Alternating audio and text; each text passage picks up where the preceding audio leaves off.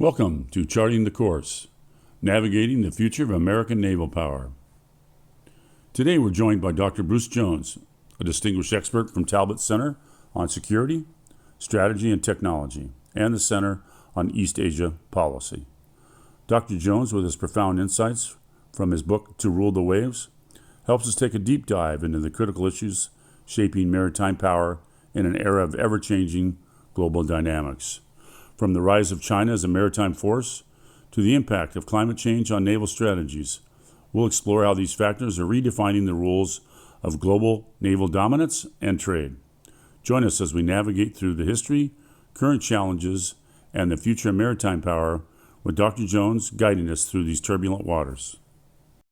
How would you define the relative power of maritime countries? It's a great place to start. I mean, it's very striking to me when I started this work to recognize that for 500 years, the most powerful player in the global economy and sort of global order is that player that was able to field the blue water navy more effectively than their competitors, and that's being a European nation from the Portuguese until it was us. And so it's been a Western nation or a liberal nation for the last 300 years. And now we're confronting a reality where the West already is not the dominant power in the commercial side of the maritime space and is increasingly challenged in the strategic side as well. China, as you all know, and as your audience knows, is engaged in the largest buildup of naval power of any country since we did it after Pearl Harbor, and making serious inroads. But they are all already a more expansive commercial power than we are and play a dominant role in the commercial side of the maritime space. And I worry a lot about that combination of the commercial maritime power with growing naval power in the hands of China and what that means for the West and for the United States specifically. Rule the Waves declares that control of the oceans determines the fate of the superpowers. This echoes historical narratives of empires rising and falling based on their maritime prowess. Can you delve a little bit deeper into that connection? And how do you see the history of maritime trade informing the current dynamics of power and influence in the global domain? In the book, I'm a bit more nuanced than in my title because, of course, during the Cold War, the dynamics of nuclear war, the dynamics of our forward presence in Europe changed these issues for a considerable period of time. So we go from a long period of time under the British Navy, where British dominance of the high seas allowed them to dominate international trade, whether that was the tea trade in India, opium trade in China, commercial trade across those waters. And this close interconnection between their naval power and their trading power is really what gave Britain the capacity to be the dominant player in global affairs for 200 years. We take over as the biggest navy and the most important navy in the world in the aftermath of the Second World War. The Navy plays a crucial role in allowing us to win, both in the in the Atlantic and in the Pacific theaters. And we take over as the most important navy in the world. Things then change, right? Because nuclear weapons, our forward presence in Asia, and for a long time, it's the nuclear space and it's our forward presence in Asia that are the dominant facts.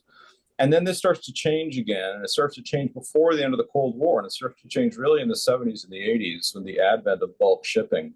And you start to see laying the foundation for what we now think of as modern globalization, which is almost an entirely seaborne exercise. There's a lot of conversation these days about globalization and global supply chains. 85% of all global trade moves by sea. We shouldn't use the phrase global supply chains. We should call them global seaborne supply chains because that's what they are. And the world begins to change. We begin to live in a world dominated by seaborne trade in the commercial space. Obviously, then comes the end of the Cold War, collapse of the Soviet Union, and we're the only dominant player on the world stage in military power. And that holds for 25, 30 years until China begins its return to the seas after 500 years. China was a sea power in the early 1500s. It gave up its fleet in that period of time and hasn't really been a maritime player or a sea power player at all, and suddenly is again. This incredibly rapid buildup of the PLA Navy in the 90s, the 2000s, the 2010s, and suddenly we contend with the reality that China is at least as powerful a navy as we are in waters close to its shore. It does not yet have global naval reach the way we do. But in waters close to its shore, it's at least as powerful as we are. And those are waters that account for 50% of global trade, 50% of global energy flows. These are important waters. And so we are back into this space where the question of who can project power at sea, who can exert sea control or sea denial in key waters is, I believe, going to be extremely consequential to the shape of geopolitics and geoeconomics, certainly for the rest of my lifetime. When you were doing your research, you probably read a lot of Alfred Mahan, Seapower. Do you think he's still relevant?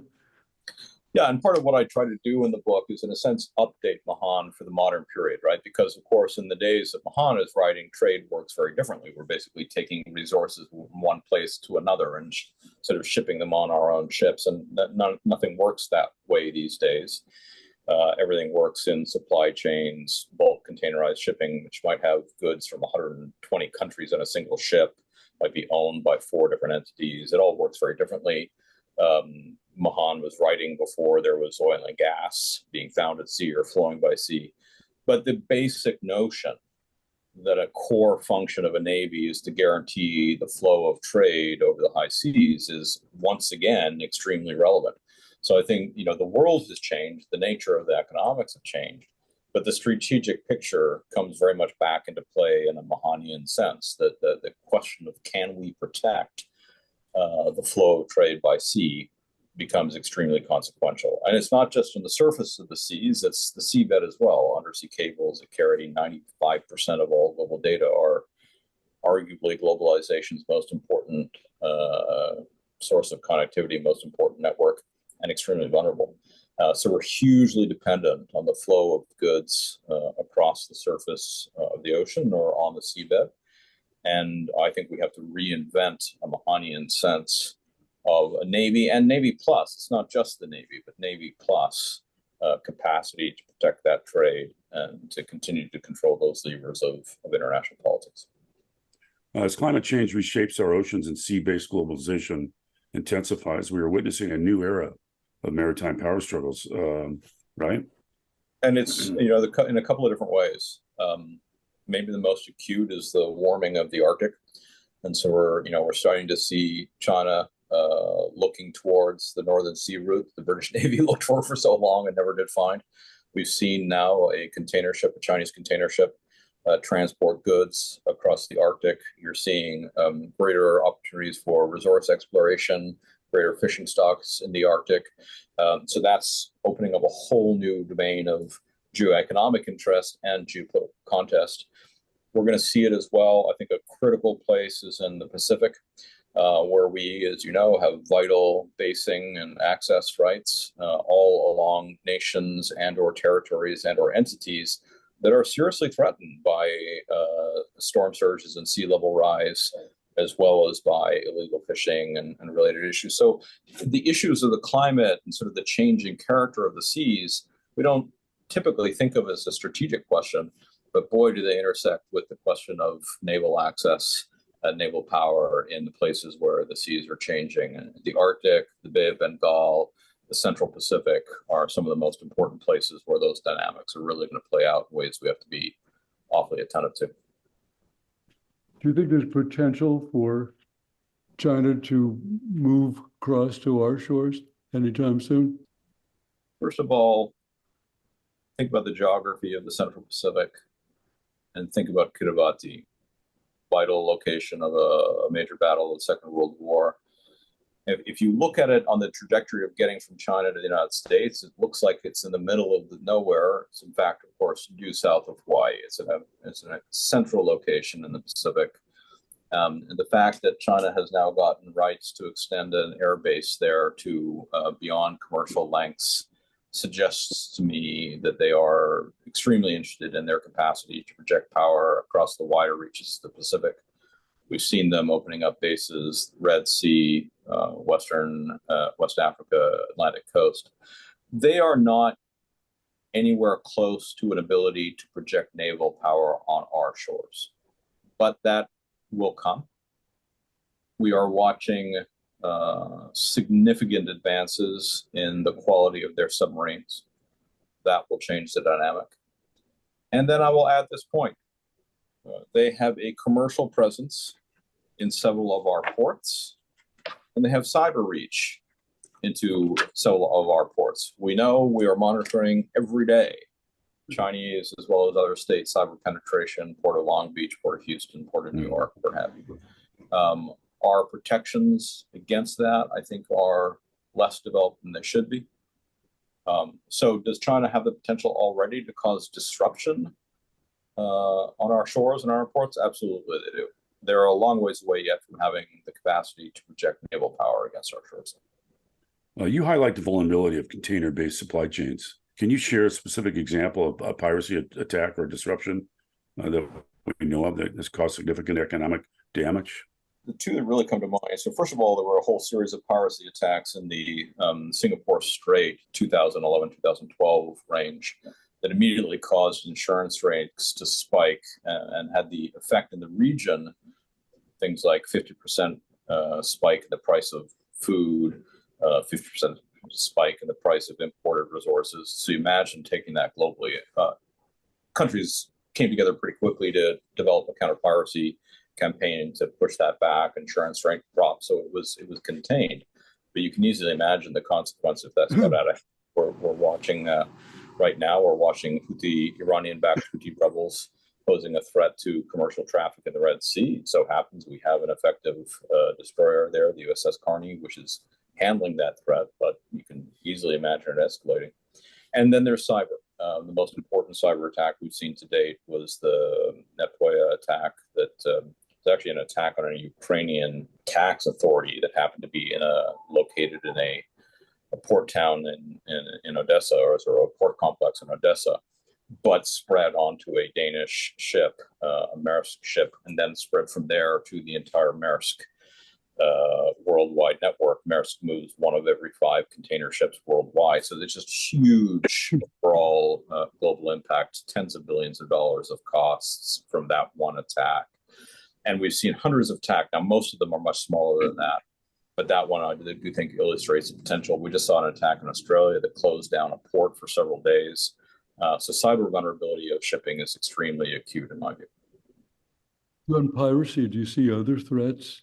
I see 3 sets of threats, right? So there's piracy, which we've seen off the coast of Somalia, Gulf of Guinea, Singapore Strait. Anytime commercial shipping is coming towards a choke point, you're going to have a serious threat of piracy, especially if it borders undergoverned spaces, as all those places I mentioned do.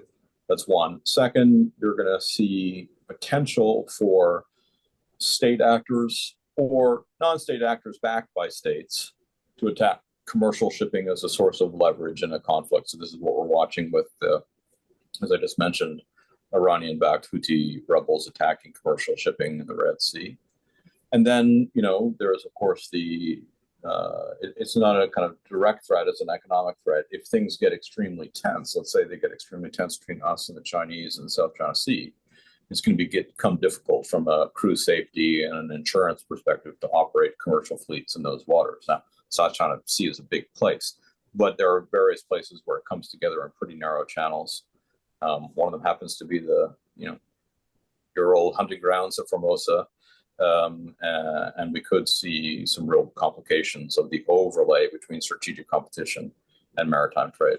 How will technological advances like automation and AI impact the future of container shipping? Yeah, I think it's as with other spaces, this is just causing this to keep growing. I mean, one of the things about containerized shipping is it's extraordinarily efficient. I think I told the story in the book. I took a look at the original diaries of Peter Maersk, who founded the company. And he used to trade a Baltic trader up and down those ports, St. Petersburg and Polish ports and into Denmark, etc. And he carried, I estimated, around 20 containers worth of goods on his ship. He had a crew of 27. In 2001, I sailed on a ship owned by his grandson, the Maersk Madrid, which is the largest container ship in the world at the time. Had 21,000 container units worth of goods on that ship and a crew of 26. So 1,000 times the volume and a smaller crew. And that's just the incredible efficiency of this thing. And AI will amplify that. In the port of Shanghai, they have 4 bays, and one of them operates without humans at all. The entire thing happens by AI-driven robotics. And I think we'll see that across lots of ports. That will increase the efficiency. I worry, Bill and Dale, that it also decreases our public's awareness of shipping. If you were growing up in the 40s or the 50s in LA or New York or Baltimore, pretty good chance you knew somebody whose uncle was a longshoreman or was a ship captain or sailor. And now, it's a tiny, tiny, tiny fraction of the population that's actually employed, vastly consequential economically, but employs hardly any people. And I think that has an important political effect in making people just largely unaware of how important shipping is for our economy and for our world at large. Yeah. Or how vast the ocean is. And that too, yeah. Of course, China themselves is pretty dependent on trade, imported oil, so forth. Do you think they're concerned about their shipping lines? Very much so. I think it's a big driver of their naval buildup in the 90s and the 2000s. They were very preoccupied by what they call their Malacca dilemma. The larger their economy grows, the more dependent they are on the flow of goods through the Malacca Strait and the Singapore Strait. And of course, it's our Navy that controls that along with allies. And they're very concerned that we would choke that off. And we still could.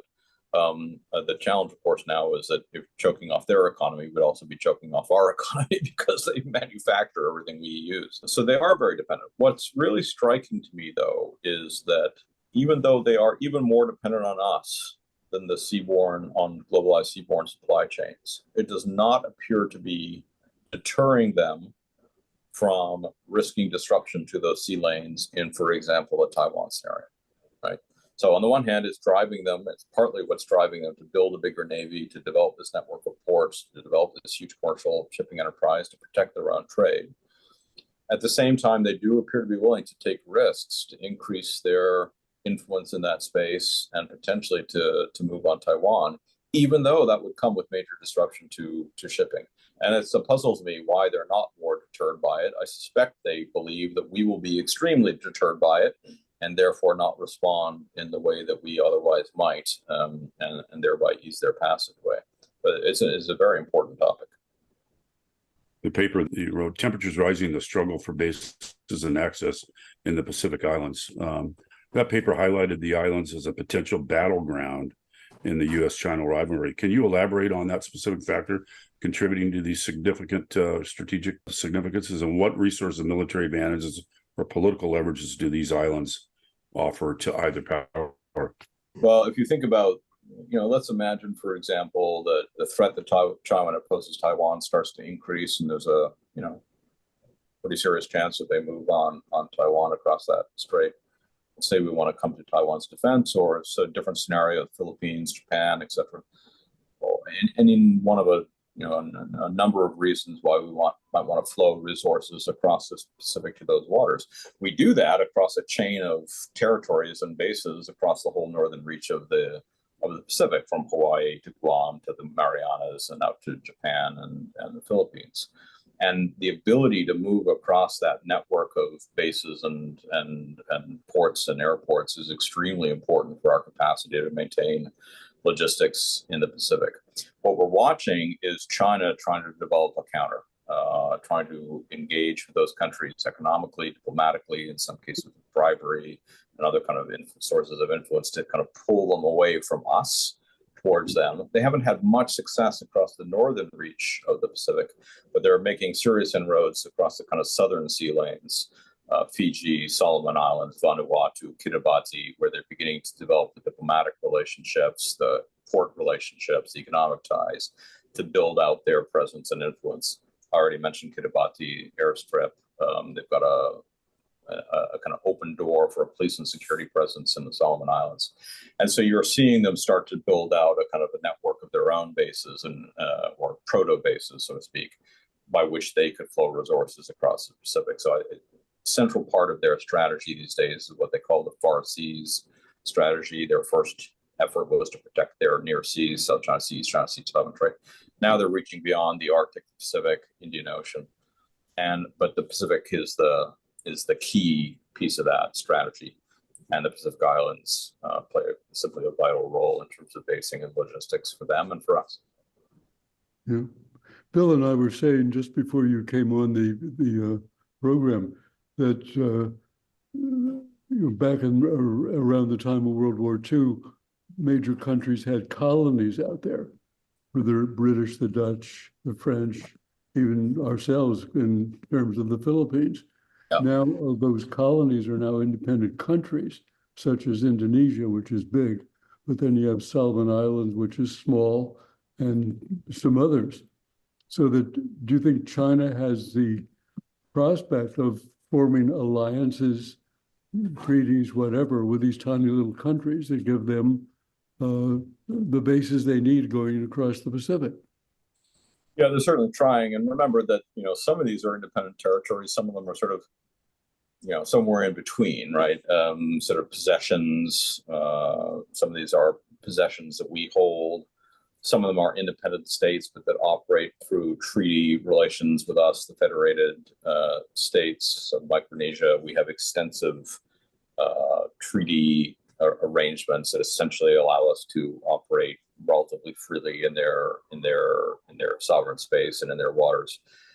By the way, the associated states with which we have these federation agreements have an exclusive economic zone larger than that of the continental United States. So they occupy a great amount of physical territory. It's maritime territory rather than physical.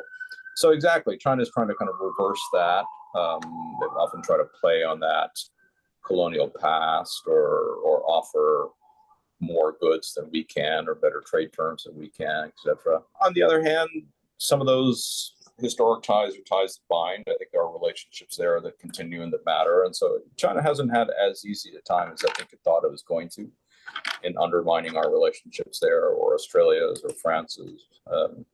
It's really those three countries, us, Australia, and France, that have the kind of key ties there. But they're certainly working it hard. What would you like the American public to know of your findings? And the second would be, what would you like policy professionals to know? And then the last would be, what would you like the Navy to know? From the public vantage point, I've said sometimes to friends of the Navy should buy a container producing firm. And when you pull up to Walmart and you see all the blue and white containers stacked, it should have a slogan at the bottom that says, "Brought to you by the U.S. Navy." The American public should become aware that everything that we own, our iPhones, our cars, our TV, our medical equipment, everything that we own and use comes to our shores and our stores at some point along its journey. It comes by sea. It may be a part, it may not be the entire TV, maybe it's just a TV tube, it may not be the entire car, maybe it's just the engine, but almost nothing that we use doesn't rely on, to some extent at least, on goods that flow by sea. We are simply hugely dependent on the flow of commerce, and as I mentioned earlier, of data by sea. So I want the public to know that. I want policymakers to understand that our concern with China is not just the PLAN. It's the huge dominance that they have taken in the commercial side of the maritime trading enterprise, from containerized shipping itself, to shipping companies, to ports, to networks, to undersea cable issues, to deep sea mining, where they're at the cutting edge now. I want policymakers to understand that we need a comprehensive approach to thinking about protecting ourselves and protecting maritime trade, and sort of pushing back on China's growing dominance in this space. It's a good question. What do I want the Navy to know? I learned from the Navy more than I think they learned from me, but I enjoy interacting with them and trying to help them see how their mission fits in this much wider piece of national strategy. I mean, I do think that we spent the last 35, maybe even 40 years focused on land wars in the Middle East, right? The Navy played a role, but there was a lot of air power, a lot of special forces, etc. Now we're in a world of great power competition, facing a PLA Navy, which will probably be the most powerful Navy that we've confronted since we took on the British at independence. It's already arguably more powerful than the Soviet Navy ever was. And so the Navy, although everybody wants to talk about joint fight and joint, and that's all true and that's all fine, but the Navy is going to be the tip of the spear, and it's going to be the most important piece of the joint fight in anything we're dealing with in terms of deterrence or war fighting in the Western Pacific. As well as, we can't forget that Russia still has a very powerful submarine fleet, and we're going to be worried about them in the North Atlantic. So Navy is the tip of the spear, a much wider approach to maritime security at large, and a public understanding of how huge the economic stakes we have in that. Excellent. Thank you for that. And Dr. Jones, thank you for all that you do to advocate on behalf of these very important issues, your writings, your teachings, and most definitely for your time today. Thank you for having me. It's great to talk to you guys and to your audience.